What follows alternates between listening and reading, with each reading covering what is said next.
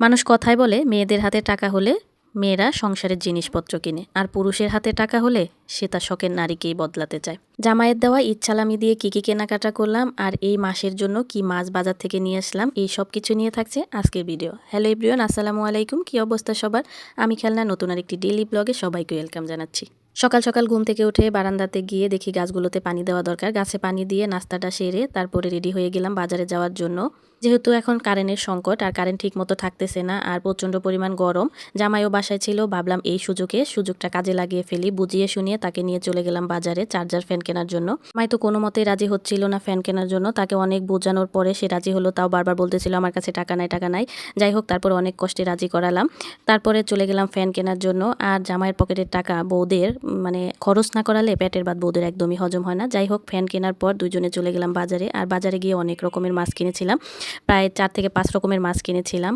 আর যেহেতু পহেলা বৈশাখ সামনে আসতেছে, ইলিশ মাছ না হলে তো চলে না, যার জন্য ইলিশ মাছ, চিংড়ি মাছ, তারপরে হচ্ছে ছোট মাছ, পুঁটি মাছ, টাকি মাছ, এই সব কিছু মাছ নিয়ে এসি। মাছগুলো নিয়ে আমি অনেকক্ষণ ভাবতেছিলাম এই এতগুলো মাছ কেমনে কাটবো আর ছাই ছাড়া কেমনে কাটবো। তারপরে মনে হলো যে বেশ কিছুদিন আগে আম্মা আমাকে কিছু ছাই দিয়েছিল, তো এই ছাইগুলো দিয়ে আমি কাটতে পারবো। তারপরে ছাইগুলো নেওয়ার পর অনেকক্ষণ বসে বসে ভাবতেছিলাম আর কান্না করতেছিলাম যে আসলে মা আছে, তার জন্য সব কিছুই কাজ সহজ হয়ে যাচ্ছে। যখন এই দুনিয়াতে মা থাকবে না তখন আসলে আমার কি হবে, এই কথা ভাবলেই আসলে আমার অনেক কষ্ট লাগে আর অনেক কান্নাও পায়, কারণ আমার এই পৃথিবীতে মা ছাড়া হয়তো বা আপন বলতে আর কেউই নেই।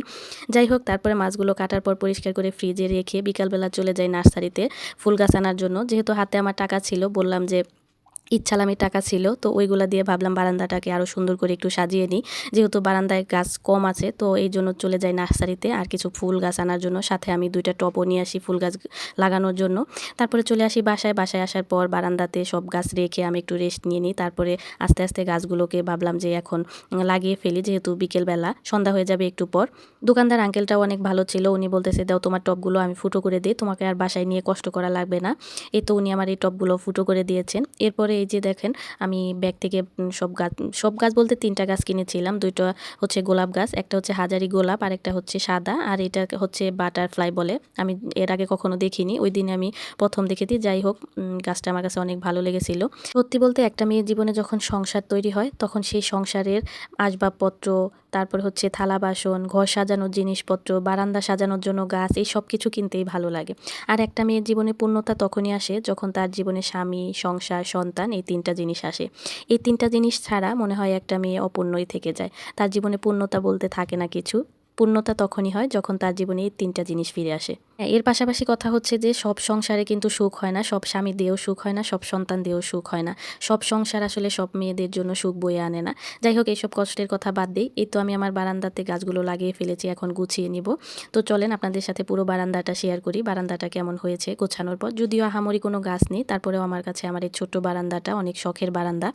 তারপরে এই তো আমি আরও কিছু টুকিটাকি জিনিস কিনেছিলাম, একটা ফ্রাই প্যান কিনেছি, একটা অয়েল পট কিনেছি। এগুলো হচ্ছে আমার ইচ্ছালামির টাকা দিয়ে কিনেছি।